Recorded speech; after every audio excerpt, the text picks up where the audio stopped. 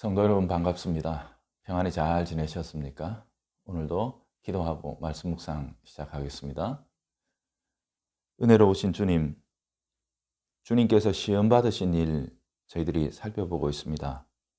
우리의 왕으로서 이기신 주님 그 발자취 따라가며 우리도 주어진 유혹의 상황 속에서 이기고 승리하여 주님을 기쁘시게 해드리는 저희들 되게 해 주옵소서. 예수님의 이름으로 기도합니다. 아멘. 자, 오늘 첫 번째 시험의 내용을 만나 사건에 비추어서 적용하겠습니다. 모두 설명을 이제 길게 안 해도 되겠지요.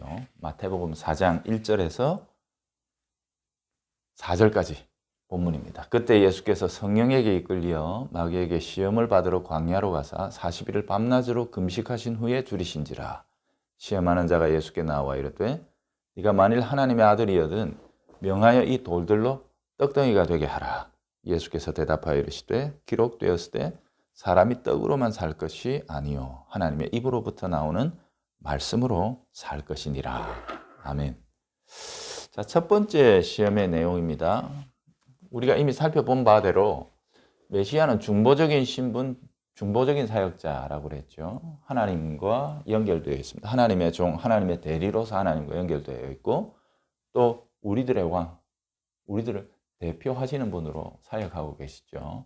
그러니 항상 우리가 그리스도 안에서 하나님과 연결될 수 있는 겁니다. 이 모든 일 성령이 주관하신다. 제가 지난주 설교에 결론 부분에서 이 사실을 굉장히 강하게 강조했죠.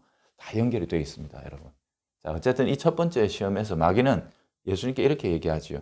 네가 만일 하나님의 아들이냐? 그렇다면 이 돌들로 떡덩이가 되게 해봐라. 이게 아주 필연적이죠. 왜? 지금 예수님 40일이나 굶으셨거든요.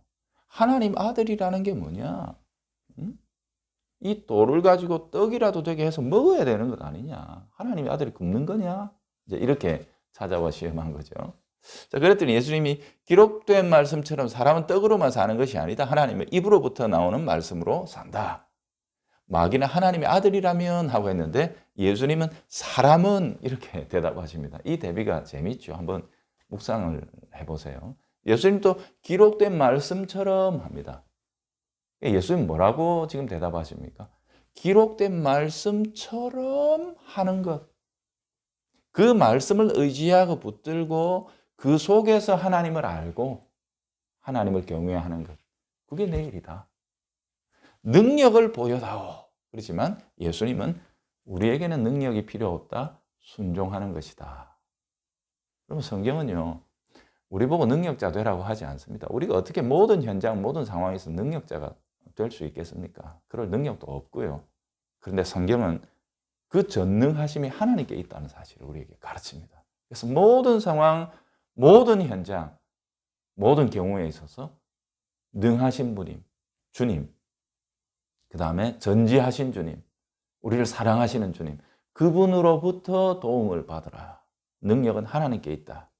이 사실을 믿는 자는 말씀에 순종하는 겁니다. 그죠? 주님 그렇게 대응해 나가셨다고 볼 수 있어요. 자, 우리 주님께서 대응해 나가신 것을 한번 생각해 봅시다. 주님 하신 말씀이 저기 나옵니다. 신명기 8장 3절.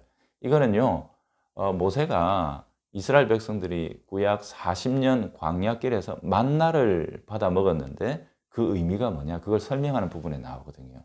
예수님 그걸 인용하셨어요.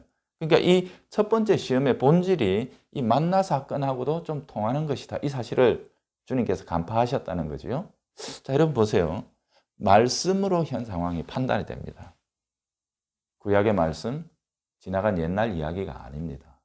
그것을 깊이 묵상하고 붙드는 자는 오늘 나를 넘어뜨리기 위해 오는 시험, 오늘 내가 또 겪어야 되는 여러 가지 수많은 상황에 대해서 가장 지혜롭고 적절한 통찰력과 함께 그것을 극복할 수 있는 길들을 찾아냅니다. 주님이 그걸 보여주시죠. 마귀의 유혹이라는 것. 그것을 구약에 있는 말씀을 배경으로 주님이 이해하셨다. 그래서 말씀을 안다는 것은 그냥 성경 공부해서 내 좀 안다 이런 걸로 여기시면 안 됩니다.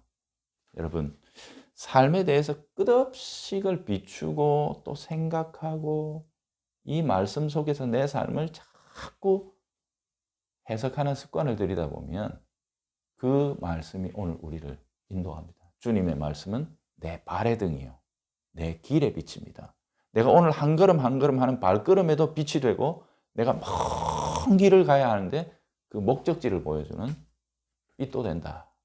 이 사실을 고백하고 있죠. 자, 주님께서는 어쨌든 이 말씀 속에서 시험의 본질을 간파하셔서 대응하고 계시다. 이거 우리가 꼭 배워야 되겠습니다. 자, 그렇다면 우리가 이 만나 사건을 조금 한번 들여다볼 필요가 있지 않겠어요? 만나 사건은요, 대표적으로 출애굽기 16장하고 민수기 11장에 우리가 두 번 나오는데, 그 중에 에피소드 1, 출애굽기 16장의 이야기를 먼저 한번 생각해 봅니다. 출애굽에서 홍해 건너서 이스라엘 백성들이 광야길을 갑니다. 한 45일경 됐습니다. 여전히 앞에서 불기둥이, 구름기둥이 그들을 인도하고 있습니다. 하나님 함께 계신 거죠. 자, 그런데 문제는 애굽에서 가져온 식량이 이때쯤 돼갖고 다 이제 고갈이 된 거예요. 가장 근본적인 문제에 봉착하게 된 거죠. 사람은 먹어야 살잖아요. 필연적인 한계에 부딪힌 겁니다. 이 가나안이 어딘지 자기들은 잘 알지도 못하는데, 방향도 위치도 모르는데 식량이 떨어져 가고 여전히 광야에 머물러 있으니까 백성들이 원망과 불평을 합니다. 이럴 것 같으면 차라리 애굽이 안 낫나? 애굽으로 돌아갈까? 막 이제 이런 얘기가 나오죠.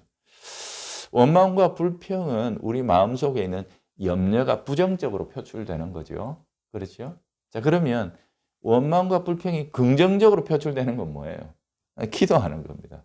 이건 그냥 제가 팁으로 드립니다. 아무것도 염려하지 말고 오직 모든 일에 기도와 간구로 너희 구할 것을 감사함으로 하나님께 아뢰라. 물론 우리도 이스라엘 백성들과 같이 이렇게 절박한 상황에 놓이게 되면 기도보다는 그냥 불평이 튀어나올 때가 많습니다만, 우리가 이 사실을 이렇게 들여다보고 있으니까 이게 끝없이 우리들에게요, 학습이 되면은요, 그런 상황이 올 때 기도라는 반응이 나옵니다. 우리가 이 훈련을 쌓아나가야 하는 것이고, 예수님께서 구약의 말씀을 인용해서 이 시험을 대응해 나가심으로 우리들에게 하나님의 말씀이 우리를 그렇게 이끄신다는 것을 보여주시는 거예요.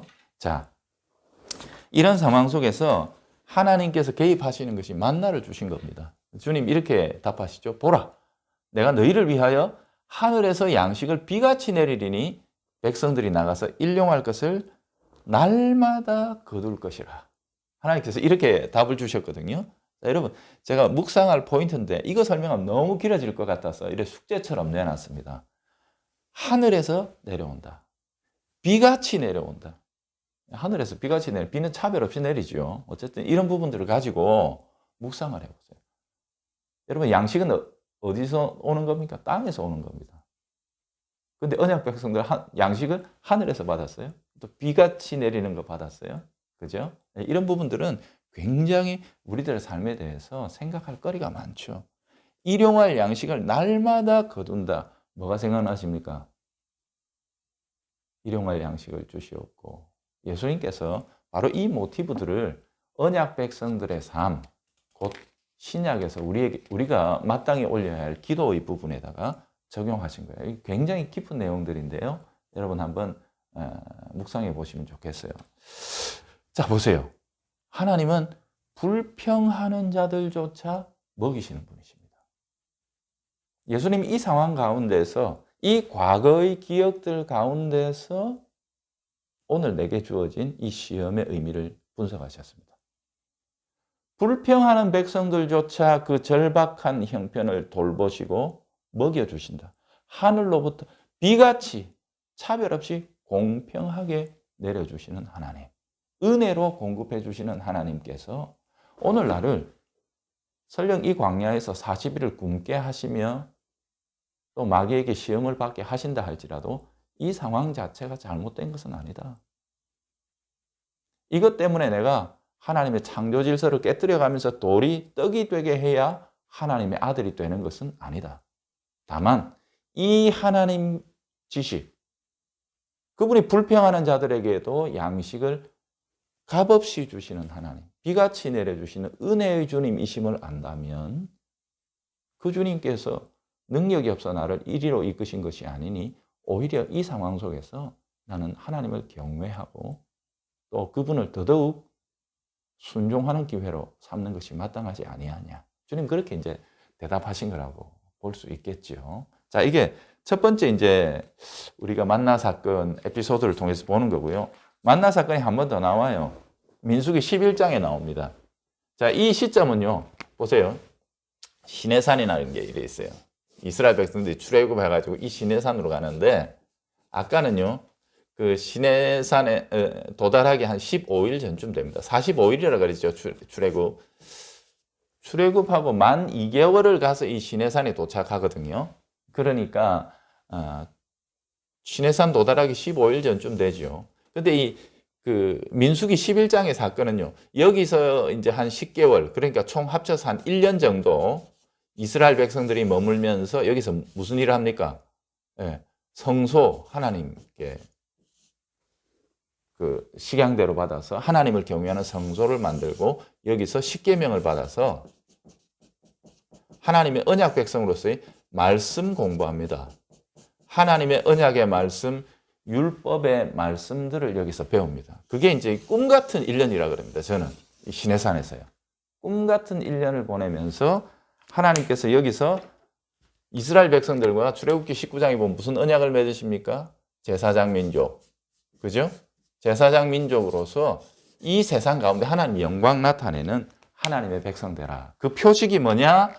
여기서 배운 계명과 말씀들에 순종하는 거죠. 순종하는 게 이 언약 백성들의 의미였거든요.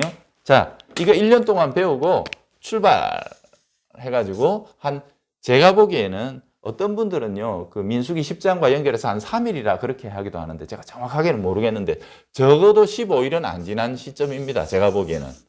시내산에서 이제 이런 훈련을 받고 언약을 맺고 출발해서 한 15일도 되기 전에 이 민수기 11장의 사건이 발생해요. 굉장히 중요하죠. 그러니까 이 언약 백성 됨이라는 것을 기준으로 해서 만나가 이런 시내산 근방에서 일어나는 사건이다. 이걸 생각하시면 굉장히 의미가 있죠. 우리는 지금 예수님께서 종말에 참된 언약의 백성들을 불러내신 그 포인트를 기억하고 있지 않습니까? 그죠? 그러니까 이런 상황인데요. 여전히 구름 기둥과 불 기둥이 앞서서 그들의 길을 인도하고 계십니다. 그런데 여기는 뭐까지 더해졌죠? 이제 만나까지 더해졌습니다. 먹이시면서. 여러분 좋게 생각하면 완전히 소풍 아닙니까? 음식 매일매일 신선한 음식 공급되죠. 하나님 앞에서 불기둥, 구름기둥으로 인도하시죠. 참 행복한 걸음이 되어야 하는데 재밌는 것은 민수기 11장에 섞여 사는 다른 인종들이 탐욕을 부렸다. 이렇게 나옵니다. 여기서 섞여 사는 다른 인종들. 참 이것도 제가 설명하려면 굉장히 복잡하고 긴 얘기가 되겠지만 신약에 보면 교회 안에 뭐가 있다 그랬죠? 주님이 비유로 가라지가 있다고 그랬죠. 그 가라지에 해당하는 것이 아니겠나 싶습니다. 근데 그들이 충동질을 합니다. 그 충동질에 이스라엘 백성들이 동조합니다.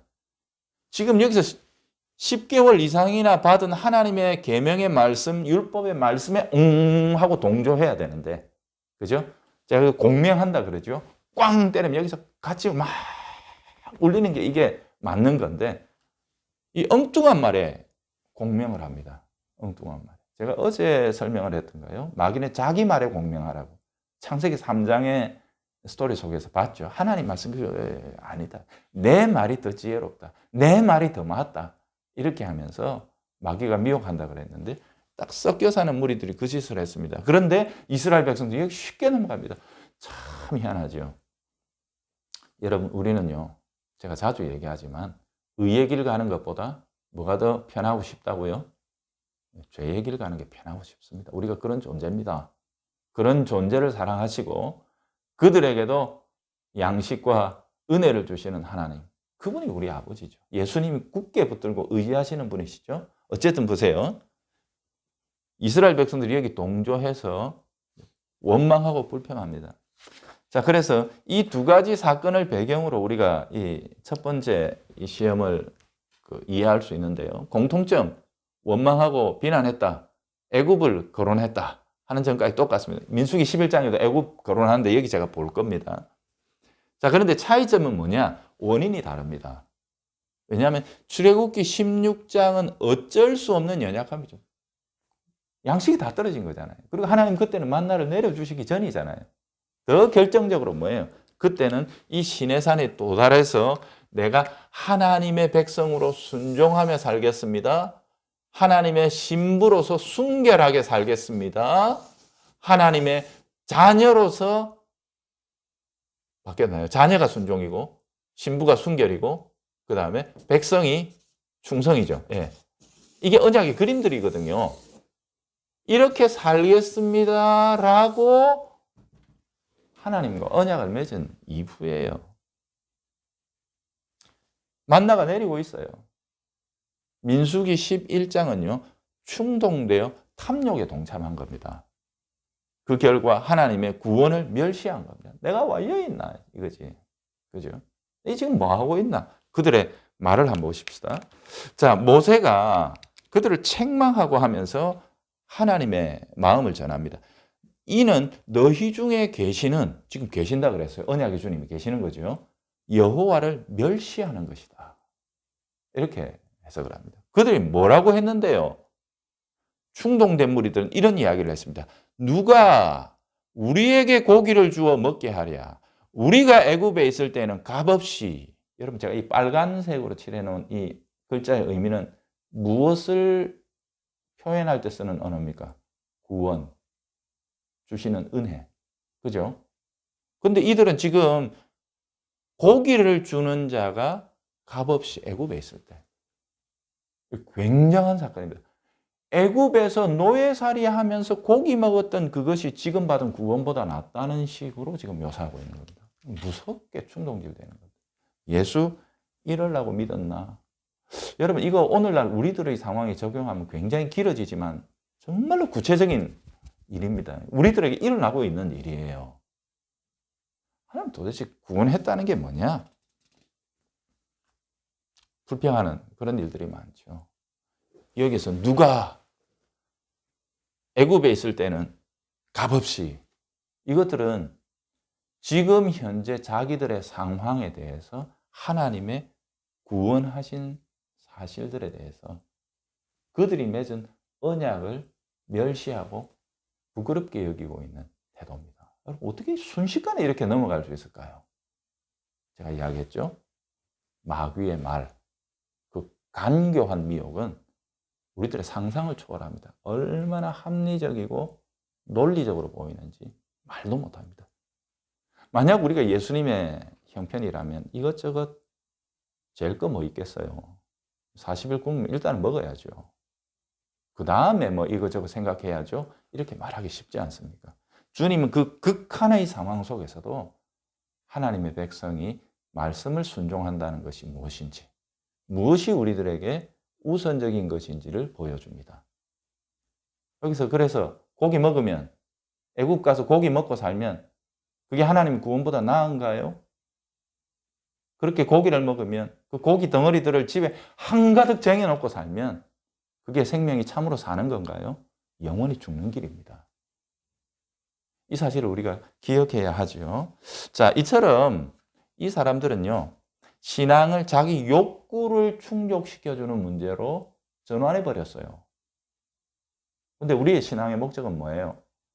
하나님의 뜻을 행하는 겁니다. 먼저 그 나라와 그 의를 구하는데, 그러면 하나님이 이 모든 것을 우리에게 더해 주신다는 약속을 붙들고 신뢰하며 살아가는 데 있는데, 이 사람들은 뭐예요? 구원이라는 게 뭐야? 그저 이 땅의 삶 좀 더 편하게, 좀 그럴싸하게 살아보는 것 아니야? 이런 말에 동조되어 넘어가 버리는 겁니다. 이게 한국 교회 안에 있지요. 번영의 신학이라는 게 그거 아닙니까? 결국 구원의 목적이라는 게 뭐예요? 자신의 욕구라는 것이 부족함 없이 충족되는 것에 우리는 많이 현혹되고 있다고요. 그러니 이 문제를 보면서 한번 고민해 볼 필요가 있습니다. 자, 하나님의 대응에 있어서도 이 두 만나 사건에서는 차이가 나죠. 출애굽기 16장에서는 하나님은 만나를 주시는 것으로 결론을 맺으십니다. 그리고 내가 매일 너희들에게 내려줄 거야. 너희들은 이거 매일 받아야 돼. 우리의 양식은 하늘에서 오는 거다. 비처럼 차별 없이 오는 거다. 그죠? 차별 없이 오기 때문에 혹 연약해서 오늘 내 몸살이 나서 못 나가요. 그러면 하나님 똑같이 주시니까 내가 2개 가져와서 너 하나 줄게 하는, 내가 적용까지 해버렸습니다만 어떤 그런 식으로 비같이 내려주시는 것이다. 우리는 날마다 이 은혜를 받아야 산다. 이거 하나님 훈련시키는 방편으로 16장에서는 삼으셨죠. 똑같이 불평했지만 그렇습니다. 그런데 민수기 11장에서는 큰 재앙으로 치십니다. 그래서 심판받은 그곳의 이름을 기브롯 하닷 아와, 이게 탐욕자들의 무덤, 이런 뜻입니다. 하나님 이것을 하나의 또 큰 표적으로 삼으시죠. 하나님의 구원을 멸시하고 하나님께서 구원하신 사실을 세상과 비교해서 열등한 것처럼 모욕하는 것, 이런 행위들은 하나님 용납하지 아니하십니다. 1계명을 직접적으로 반역하는 거죠. 마귀가 이쪽으로 우리를 몰고 가거든요. 제가 어제 창세기 3장 이야기했는데 궁극적으로 가는 흐름, 패턴이라는 것이 거의 비슷하지 않습니까, 여러분? 그래서 꼭 한번 계속 비교해가면서 생각해 보시면 좋아요. 자, 정리하고 적용을 해보려고 합니다. 저는 이렇게 정리해 봅니다. 첫째, 충동하는 자를 항상 경계하라. 창세기 3장에 뱀으로 나타났죠. 충동했죠. 설명 안 해도 되겠죠. 민수기 11장에 섞여 사는 인종. 이 둘 다 먹는 겁니다. 희한하죠. 먹는 것이라는 문제는 뭐예요? 또 이제 살란가 모르겠는데, 먹는 것이라는 것의 문제는 우리들의 욕구를 말하는 겁니다. 욕구. 그래서 거기서 아까 탐욕이라고 나왔잖아요. 욕구는요, 정당하게 충족해야 하는 거죠. 근데 여기에 뭐랄까요, 우리가 매여버리면 안 되는 거죠. 여기서는 선악과 가지고, 여기서는 만나 가지고, 예수님에게서는 돌 가지고 떡 만들어 먹어보라고 그렇게 얘기하는 거죠. 그게 특권인 것처럼 하나님의 아들은 이래도 돼. 예외죠. 예수님은 그렇게 생각 안 하시죠. 야, 떡이라는 것에 나오려면은 사람이 심어야 되고 거둬야 되고 그런 수고들이 있고 떡을 찢고 빻아서 그렇게 떡이 되는 것이지. 내가 하나님의 아들이면 돌 가지고 떡을 탁 만들어 먹으면 그게 맞는 거냐? 그런 특권, 오늘날 우리들의 용어로 반칙이라 그러죠. 나만 돼. 이게 무슨 신앙의 열매인 것처럼 이렇게 생각하는 것 아니다. 우리는 다만 순종하는 것이 우리들이 보일 수 있는 가장 위대한 신앙의 행위다. 이 사실을 주님은 말씀하셨어요. 탐욕이 개입되어 있죠. 탐심은 우상숭배라고 골로새서는 분명하게 이야기합니다. 바울은 디모데에게 이 문제를 강력하게 경고한 거예요. 디모데전서 6장에, 제가 전서인데요. 디모데전서 6장에 이게 나옵니다. 거기 번영의 신학을 경계해요. 교회 안에 슬그머니 들어와가지고 선생 노릇하면서 어리석은 자, 말씀을 온전하게 배우지 못한 사람들을 미혹해가지고 그것을 가지고 자기 배를 채우는 사람들이 있었다 그럽니다. 이미 이때부터 있었어요. 대단하죠, 여러분. 그래서 그들의 그들의 하나님이 뭐냐? 자기 배다.